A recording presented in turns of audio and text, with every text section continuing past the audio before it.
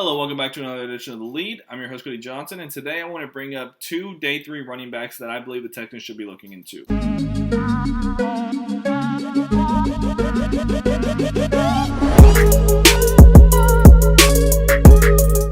Now, these two running backs are Abram Smith from Baylor and Tyler Algier from BYU.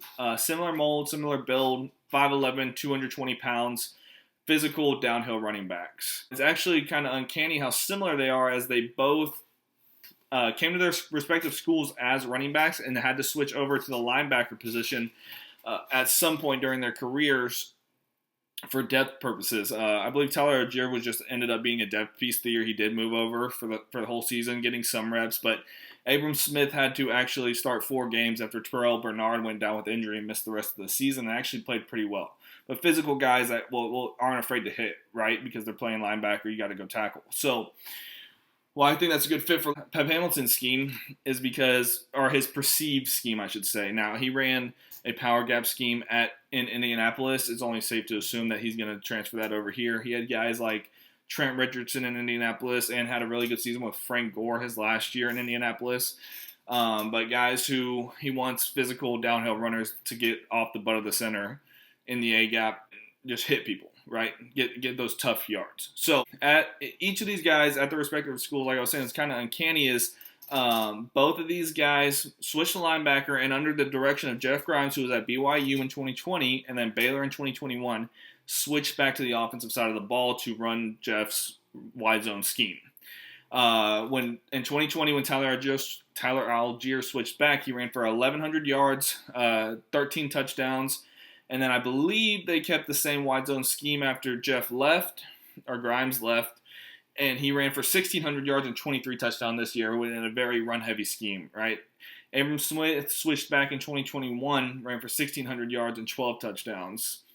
Now, I don't want to get Jeff Grimes' scheme confused with an outside zone. It's a wide zone. So the outside zone, obviously, right, you wanting your offensive lineman to hook the defensive lineman so your running back can get to the edge, get to the sideline, and cut upfield and go. The wide zone it's a little bit different. You're asking your offensive lineman to push the defensive lineman out wide, and that running back, wherever he sees the hole, he cuts up and go. It's a one-cut system. Get downhill as fast as you can, get those tough yards. The gaps that these running backs are cutting down can be anywhere from the A gap to off the tight ends, but to off the backside right tackles, but just depending on how the play goes, right?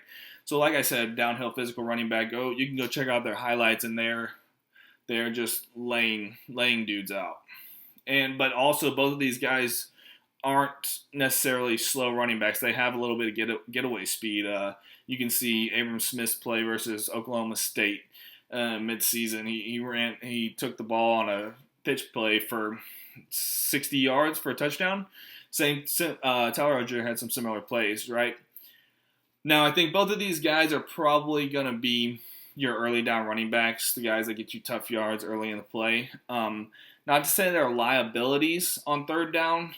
Each of them has their own strength in that regard. I think Abram Smith is a little bit better of a pass blocker than a catcher, and we kind of saw that in the Senior Bowl, where he caught a touchdown pass, and then the next drive dropped a wide open flat that hit him right in the hand. So could use some work in that area, while Tyler Algier is he's a solid pass catcher, caught 20-something balls for 200 yards this year, but can use some work in pass blocking. Right, so I don't think these guys are going to be your 3-down backs. Probably going to be your early backs that you don't necessarily have to take out on third down, but you might want to give a legitimate third down option the plays at that point, and Baylor did that with Treston Ebner this year. So, that being said, I think those are two guys projected between the 4th and the 6th round that I believe Nick Caserio should be looking at to fill Pep Hamilton's offensive gap power scheme. Tell me what y'all think below, and we'll get back to y'all with another video soon. Don't forget to like and subscribe.